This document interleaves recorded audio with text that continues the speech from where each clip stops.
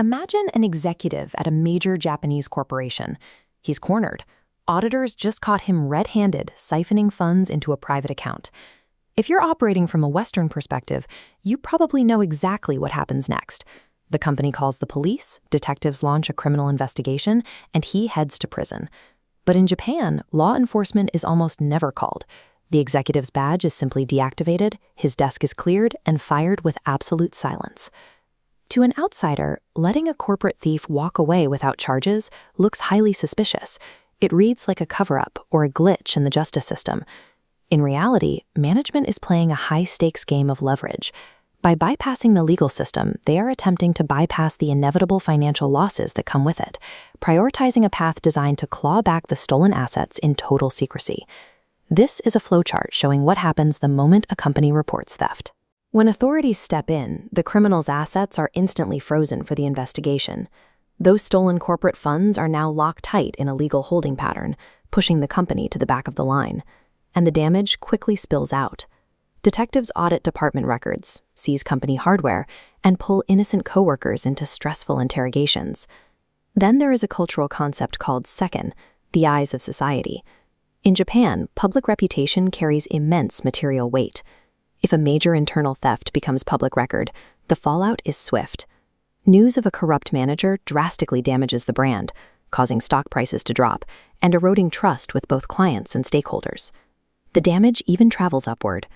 Traditional corporate culture views a subordinate's misconduct as a direct failure of executive oversight. If the scandal breaks, senior executives are expected to take massive pay cuts or step down entirely to show they take responsibility for failing to supervise their team. From the boardroom's perspective, inviting the police inside takes an isolated, solvable theft and turns it into a company-wide catastrophe, punishing everyone except the thief. So they use an alternative strategy.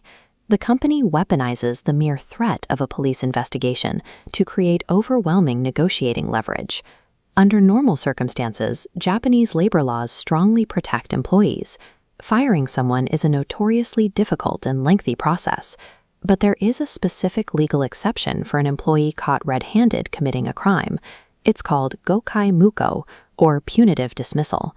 This clause gives the company the absolute legal high ground. They can terminate the employee instantly, bypassing notice periods and stripping away all severance pay without fear of a messy court battle. The executive is called into a room and given a stark ultimatum. As he weighs the options, he realizes he can either face immediate public ruin and probable prison time, or handle the situation entirely off the books. The company's absolute power relies entirely on never picking up the phone. By holding criminal charges over the thief's head without actually filing them, they keep all the leverage exactly where they need it. Desperate to avoid the shame and legal consequences of that ultimatum, the thief is highly motivated to cooperate. Management slides the agreement across the table. This paperwork finalizes a jidan, a private settlement.